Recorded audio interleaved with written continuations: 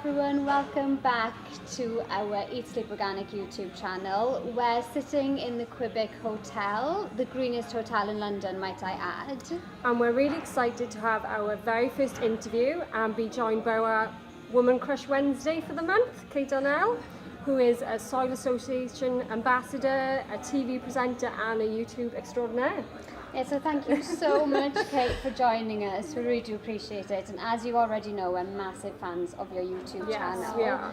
Guys. We'd love you to introduce yourself and maybe tell us a little bit about zero waste lifestyle or what it means to you. Yeah, sure. So my name's Kate Arnell.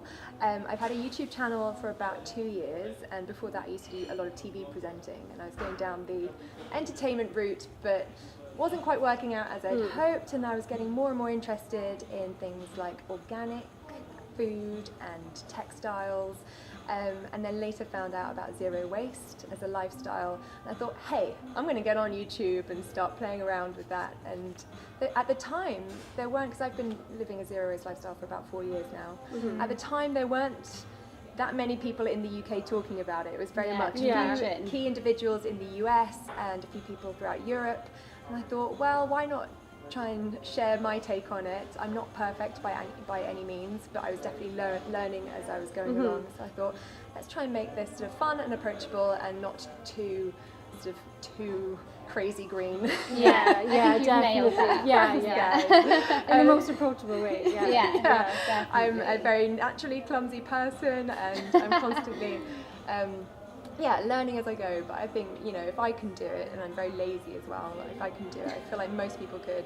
And for me, a zero waste lifestyle, I think a lot of people get confused by the term zero waste because it sort of sets you up for a fail almost. It's got the word zero in it. But it sounds overwhelming at first, doesn't it? It does a bit, but the more you learn about it, the more you realise that it's an approach to life, it's something to aim for. We live in a linear production model at the moment, so very few things are closed loop, which means that we can do the best that we can, depending on where we live, what our values are, how we can operate in the world. And I think it's about being conscious of the amount of unnecessary waste there is out there, and taking individual action to sort of send a message to the big wide world that, hey, I don't like the amount of plastic that comes with my grocery shopping, so therefore I'm not going to buy from a place that sells it to me wrapped in plastic.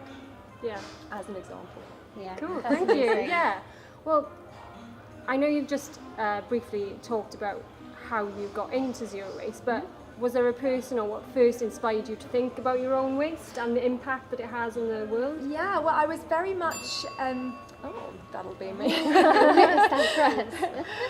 So I got into zero waste about 4 years ago, and prior to that I was very much into organic, and I was buying as much as I could food-wise organic. I was going to the supermarket and buying everything that we needed. As much of it as possible was organic. But I don't know if you've noticed, in most supermarkets, organic is often more heavily packaged than non-organic. Yeah.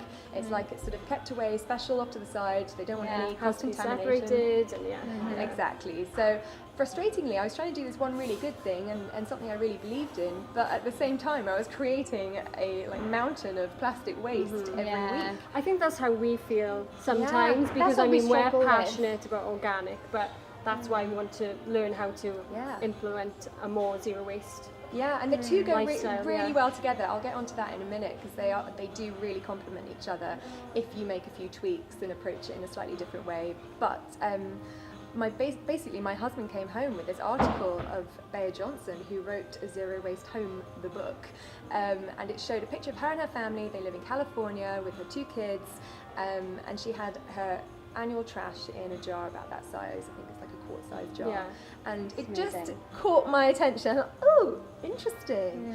And then I was in bed with flu for 2 weeks. Did a little bit of googling, and then I remember my first day of I don't have flu anymore. I'm outside. I was like, I'm going to go to Richmond. Walked past a charity shop in Richmond, and I walked past it a few times. I was like, I never really flew into charity shops, but I'll just pop in and see. And the book was literally on the shelf at the back, kind of in my eye line. I sort of floated towards it going, this is my moment. Yeah, the stars aligned on that one. So I picked it up, So I bought the book and read it very quickly, and I was like, this makes so much sense to me. I want to tell the world about it. Amazing. Yeah, and just started from there really. Sort of took what I could and implemented the bits that I was able to implement to begin with. Awesome. So my next question actually was for you, what was the first zero waste thing that you bought? So possibly... Food-wise, it was actually a bottle of maple syrup, which is I love almost maple impossible to find now. Yeah. But when I started out, there was a shop called Unpackaged. It has since closed down its main mothership shop and partnered with Planet Organic, I think. So they're a concession, and it's a much smaller offering. But back then, I just wanted to check it out. I was like, this is cool, but a little intimidating. I don't know what I'm doing. And I took a bottle along, and I bought organic maple syrup. Good buy. Yeah, I know. Yes, what a good first prize. That's awesome. I love it. And I found some again recently in the first zero waste shop in the UK. Oh, I saw on your in Instagram. Tottenham. It's the best tasting Oh maple syrup. yeah, Yeah, we we wanted need to to go park there. there, didn't we? We have We not should. Yeah. Guys, do it. And Yeah. then next door you've got Green Fibers, which is an organic. Oh, bedding lovely. and everything. Don't, we'll be going home like We'll be carting a carrying giant- yeah. There's so much Thing in of Totnes. maple It's syrup. like the greenest city, in my opinion. I was like, not even a city. Is it a city? I don't know. But there's a lot there. Cool. Amazing. So, what simple changes would you say our followers could implement right away to sort of cut down on their own waste? Yeah, I think my fringe is having a moment, so let's Fine. deal with that Having a first. There we fabulous go. Let's have a moment. The first things you can do, I think, are to look at what you're throwing away on a regular basis. So kind of go over to your bin and your recycling bin as well, because I think a lot of people think, oh, well, I'm recycling as much as I can, that's the best thing. Yeah, And I think yeah. actually you should recycle less, not more. And it should be an almost last option. So yeah, I think the first thing to do is go and look at what you're actually throwing out on a regular basis, and then see if you can swap out anything with reusables, for example. So if you're throwing away a lot of plastic water bottles, maybe it's time to get a reusable water bottle that you can remember to take with you. So do a kind of bin audit, and then replace disposables with reusables. Okay. So things like a kitchen roll or cloth or napkins can be replaced by cloth ones, reusable ones. yeah. I'm obsessed with the menstrual cup, which Yes. I don't know if you guys have been there. Yeah, we both good. have them. Yes, Okay, good. they're amazing. It's changed my life actually. I always say, whether you're into zero waste or whether you're not really that fussed about being environmentally friendly, just look at a it's menstrual just the cup better and bring option it into your anyway. life. Yeah, definitely. definitely. Yeah, I'm obsessed with mine. Amazing. I was at a wedding this weekend just gone. I was sitting there talking to a bunch of guys, and I can't remember how it came up in conversation. One of them was a doctor who was talking about tampons, and I was like, aha, the menstrual cup. moment to begin. Yeah. But yeah, I know, I feel like they're not heavily advertised as much as No, they should be. I think people find it quite awkward to talk about it as well. you know? Yeah, they do. But I think more and more people are starting to talk about it. And obviously, if that isn't something that you feel comfortable with, like putting a little silicone cup inside you, then there are reusable like pads and things that you can use as well. And Kate has an amazing video on the about menstrual the moon cup as well. cup. I know. I had a trouble editing that down because I was so upset. I was like, I've got so much to say about it. I love it. We'll put a link below to your video Yes, so everyone can guys. watch it. Brilliant. And there was one other tip. I can't remember what it was. Oh yes, two more tips actually. Educate yourself. So read as much as you can about how resource intensive certain parts of our manufacturing processes are, and find out whether things get recycled or whether they actually don't get recycled, and how best to prevent using disposables in your everyday life. So definitely educate yourself and research as much as you can. And finally, communicate. I think there are so many people who are frightened to let companies know what their thoughts are, only because you think, well, are they even going to listen Yeah, to they're the gonna long care. sending an email from my bedroom? But it turns out they do listen, and I think we're starting to see a shift. I mean, it's slow, but we're definitely starting to see a shift. There are petitions online at the moment about calling for supermarkets to have a plastic-free aisle. Yeah, for we've example. Yes. You know, That's a great one. Yes, Scotland's bringing in a bottle deposit return scheme very soon. You know, there's a lot of actions that are happening, and that's come about from consumers and people saying, hey, we don't like what you're doing, change it. Yeah, definitely. So the next question was, a lot of our followers live in Wales. What advice would you give to people that don't necessarily have the access to zero waste shops? That's a great question. I think, first of all, take a moment and look around, because you might assume that you don't have a shop that has something available to you without packaging, but more often than not you will have a grocery shop near you that sells loose produce, and hey, even better, it might be organic as well. So it'll be a lot easier to find certain things from smaller independent shops. I've certainly loved quitting the supermarket and reconnecting with my local community and going to little greengrocers or to the farmers that's markets. The thing, you're supporting local businesses as well, which is another positive. Exactly. We have a really great greengrocers near us, and they sell all unpackaged organic veg and fruit, and I know they're trying to get things in bulk as well, like peas, lentils, beans and things like that. So and they are more likely to listen to you if you go in and say, hey, any chance you consider selling chickpeas without that's the that thing, like you said, wrap? it's communicating as well as with bigger businesses, smaller businesses as well, you know, if you just let them know what you're after, I'm sure they'd be willing to accommodate. Exactly. So I think definitely look at what's around you to begin with, and then there are certain actions you can take, whether it's your bathroom essentials or your everyday lifestyle routine, that you can easily swap out disposables with reusables. So your coffee cup, for example, you can swap that out for a reusable one in the morning, or water bottle. And you get a discount in a lot of places if you take your reusable. Totally, as well, mine's definitely paid for itself, like massively. Definitely. And it's a conversation starter. So you can definitely replace. It doesn't have to all be about food and like not having certain shops available to you, but I think just changing your habits is probably bigger. And there's a bulk locator a website? function. Well, it's on the Zero Waste Home website. So she's and there's another one called Be Packed. I'll give you that so you can link it below if you want to. Amazing. It shows you all the places that are likely to have bulk offerings. And when we say bulk, we're not talking about like massive portions of everything. But it's about buying things from bulk and bringing your own little cloth bag or something. Cool. And I was going to say earlier about the 5 R's as well. I was like, I can't believe I forgot to mention that. When you are going zero waste, follow the 5 R's in order, which start with refuse. So refuse what you don't need, refuse that plastic bag at the checkout, refuse the straw in your drink, and refuse to accept the norm as well. I think it's good to question things. So refuse, then it's reduce. So reduce what you actually do need. Do you need 4 different types of pasta when you go shopping in different individual packets? Or could you choose one, maybe 1 week, and then maybe choose another one another week? That's a good way of looking at it. And things like your bathroom products. Do you need 4 different types of shampoo? Do you need 2 types of face wash? So it's about simplifying and looking at what you do actually use and what you do need. So refuse, reduce, then reuse, which is one of my favourite ones. So like I said before, swap out the disposables with reusables, and invest in quality items that will last. So it can seem like a more upfront cost to begin with, but down the line, overall, as the menstrual cup proves, it's an investment. Exactly. And your coffee cup as well, you know, said to pay for itself. And then finally, well, almost finally, we've got recycle. So recycle what you can't refuse, reduce, and reuse. So your recycling should come down massively. And if you take plastic, for example, the majority of it only gets downcycled, not recycled. So it'll get made into a product that cannot then be recycled. So you're just delaying it by 1 stage from the landfill or from the incinerator or the ocean. So I think by avoiding it in the first place and then recycling it as a sort of last option is the best thing. And then finally, rot. Get composting.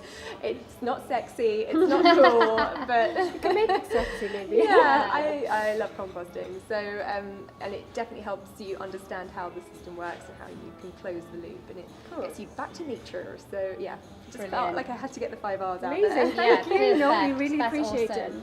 And so are there any organisations or campaigns out there that say if somebody's really interested in zero waste and wants to get more involved? Yeah, there are some great resources out there. I mean, from companies and campaign perspective, Surfers Against Sewage, I really like them. I think they've got some great campaigns going on. They're quite, I don't know, they're quite cool, relatable, and they break down the information in a really digestible way. 5 Gyres is another great one as well. There's lots of information on that. Yeah, there's heaps of documentaries out there over Plastic Free July. I watched some called Tapped, Bag It, A Plastic Tide, A Plastic Ocean. I mean, those are all ones that highlight the plastic pollution problem massively. For me, definitely the Zero Waste Home book is, I mean, I've got it here. This is my, this is so old. I met Bea Johnson, I was like, I was talking about the book, and she said, you got it in a charity shop. Is the American version? I was like, you know what, now that you mention it, I think it is the American version, because it talks about making use of the right-hand turns at red signals. I was like, we don't do that in the UK. So is there a UK version and an American? Yeah, I think there is, and the UK one, or it's been re-released recently as well, so in a much smaller, like half the size of this. It's much more like portable. One you can get in your bag. Yeah, whereas I'm like this. Excuse me, let me just my book. Yeah, and it's very well thumbed. You've got pages falling out and all sorts. But it's a great book. You can obviously download the digital version or purchase your own copy without dropping it on the floor like I do all the time, and that's got so much information in it, and even if you can't implement it all straight away, or you can't do certain things because you don't live in an area where certain things are available to you, it certainly makes you view the world in a different way. And I've had a lot of friends recently, even when they're doing their online grocery shopping, they're like, no plastic bags please, or they'll return them instantly, or start sending things back to supermarkets saying, hey, here are my options: landfill, ocean, or incinerator. So that's awesome. Yeah, you made this poor choice of packaging, here it is, you deal with it. I saw your Instagram thing. Was it Instagram that you said British that you've been travelling? Oh yeah. Do you know what? David Gandy was on that flight, and I was slightly distracted. That's completely unrelated. But I was like, this is so cool. That is cool. So yeah, I was on the British Airways flight, and I've never really seen this on any other flight before, but they were handing out these plastic single-use yellow tags for women to put onto their handbags, and it was like, make sure it goes under your seat basically instead of the overhead lockers. And I was like, what is the point of this? I managed to not get one actually, because I kind of hid my bag around my scarf in the way, and I thought, if they're going to try and give me one, I was like, I'm ready to have this discussion.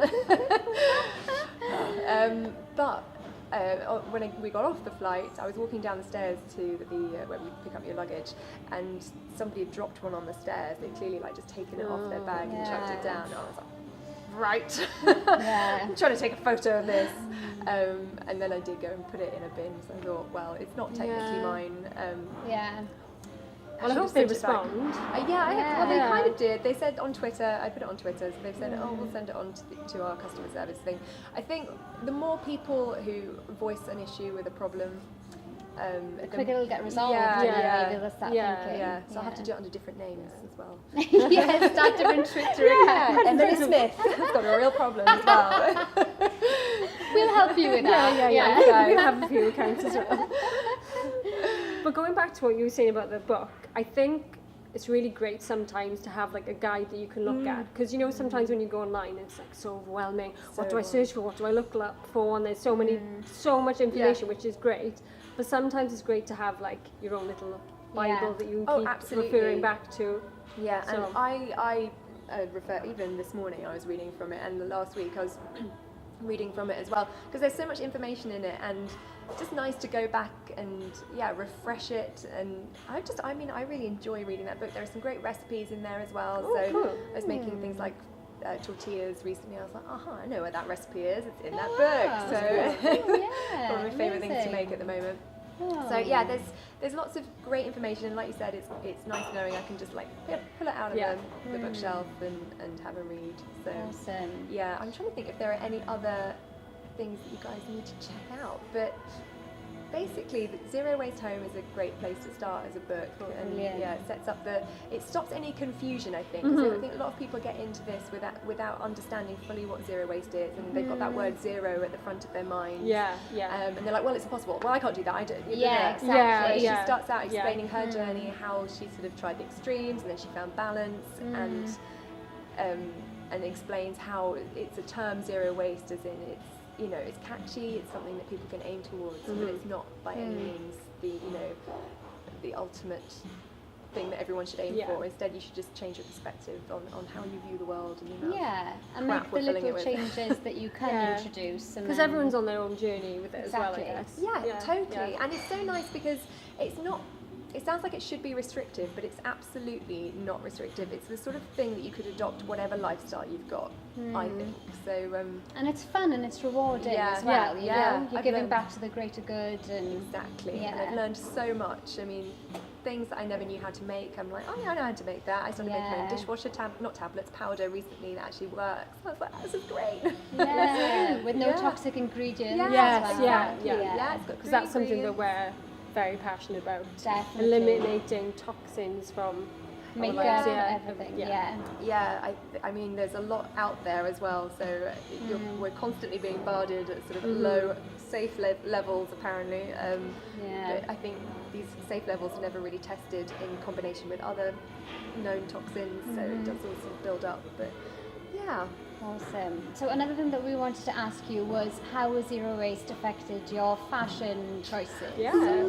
I honestly think I feel a lot happier in the clothes that I've got now, because I don't know about you guys, but before I got into this, I used to go shopping every Saturday afternoon. It was just up and down the high street, pop into different shops, not really knowing what I was looking for, buying something from, various high street brands, wearing it a few times, and then like, I don't really like that anymore, it's fallen apart, or there's a rip, tear. And then I'd go and do the same thing again the next Saturday, and I was just kind of killing time, and I didn't really know why I was doing it. So when I started going zero waste, I had a kind of clear out, kept the things that I really liked, and then just sort of focused on what I wanted to bring in. Like, did I need a pair of white shorts? And then when it came to buying something, I was like, I could go second hand, which is great because it means you're not using up any more resources.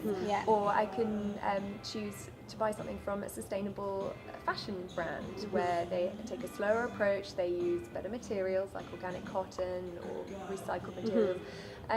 So for me, I found there's a balance. I like to support both. I know some zero wasters go fully second hand, but I quite like championing sustainable fashion brands as well. Sometimes you'll find a sustainable fashion brand second hand. You recently found some People Tree t-shirts in an Oxfam. There you go. Double one. Double. Yeah, exactly. I felt pretty smug that day. I bet you did. I found a top recently. It was just a plain white t-shirt, like strapless thing with a high neck, and I was like, oh, this is nice. Pulled it out. It's cotton second hand, and looked at the inside. It's like organic cotton. Amazing. Extra smug on that one. Awesome. I think it's also made me realise that you don't have to follow trends all the time. And most of the time when I was trying to follow trends back in the day, I was not feeling very confident in myself and never quite felt like I got the look right. Whereas now I feel I know what I like wearing. I know what sort of suits me to a point, and if it doesn't, I like it anyway. And I think it's often about your body confidence and how you feel in yourself more than what you're sort of suiting up with. Amazing. Great. Thank you. That's all right. Yeah, and one of our last questions, which is something that we really relates to us and our followers, is that can you live a zero waste lifestyle and save money at the same time? Hell yeah. It's kind of a funny answer to that one though, because you do long term, you definitely save money. Right. But to begin with, not for everyone. You can sort of shop around what's in your home. So if you need some reusable cloth bags, you don't have to go out and buy them. You could just upcycle small pillowcases or do shoe bags, like the dust bags that you get with shoes. I had so many of those, so I upcycled those. So you kind of be resourceful and use what you've already got, but I definitely found investing in some reusable items that I was excited to use, that kind of filled me with a bit more confidence if I was going to ask someone to fill them up for me. That sort of thought made me think, okay, now I want to remember to take those out with me now. So there is a bit of an initial upfront cost, and I think if you're going from buying sort of food at supermarket budget prices to then buying food in a zero waste approach, then it will seem more expensive. And because you're buying often organic, good quality food, then yes, that will be more expensive, but tied in with the other areas of your life. So I don't buy things like kitchen roll, cling film, tin foil, sanitary products, a lot of regular disposable items that people buy every month. That extra sort of 20, 30 quid or whatever that I'm saving, I'm like, I want to justify spending, I feel comfortable spending that on organic food for me personally. So I've reprioritized where I spend my money, and and I've definitely saved money, but then I'm happy to spend a little bit extra on something that's really important to me. Cool. Brilliant. Yeah, so thank you so much for answering our questions. That's all right. I hope it makes sense. Yeah, no, oh my gosh, you've given us so much information. You Thank have. you. And our viewers, I'm sure they'll love everything that you said. I hope I didn't scare you off. Not at all. We did want to end up with maybe a fire round question. Yeah, hit me. So it's like the first thing that pops into your head. Okay. Yeah. Oh boy. There are only a couple of questions. Okay. Okay, yeah, so there are only 10. one zero waste product that you couldn't live without. Ooh, what is the one zero waste product? I was thinking about this the other day as well. What was it? The one zero waste product I could not live without. Time's ticking. Let's go with the menstrual cup. Cool. Cool. Okay. Blonde or brunette? I mean, what am I? A bit of both. I know. I've been like blonde, unnaturally blonde for a very long time, and recently it was like, I'm going to grow it out natural, see what happens. I honestly don't know what my hair colour is. It's kind of blondie brown, but I'm attracted to a fairer skinned gentleman, and my husband is kind of on the blonder side. So Cool. Cool. Okay. Amazing. Coffee or tea? coffee. Who inspires you right now? Ooh, Bea Johnson still. Yes. Cool. Still, yeah. Amazing. Okay. Last question we've got is, if you had one superpower, what would it be? To banish all the single-use plastic. Perfect. I was like, how can I phrase that? Do I want to create something that can deal with it, or be a magnet for it? But yeah, banish it in every aspect, from production to what's already out there. Amazing. Amazing. You could disappear. Awesome. I think we should all have that superpower. Yeah. That would You be can kind of amazing. start with Zero Waste Lifestyle, guys. Yeah. Great. Hashtag just saying. Just saying, yeah, exactly. So thank you so much for meeting with us. We really appreciate it. Thanks for having me. Yeah, This is thank great. you. I feel like I Thank could you, talk all Kate. day with you guys. Oh.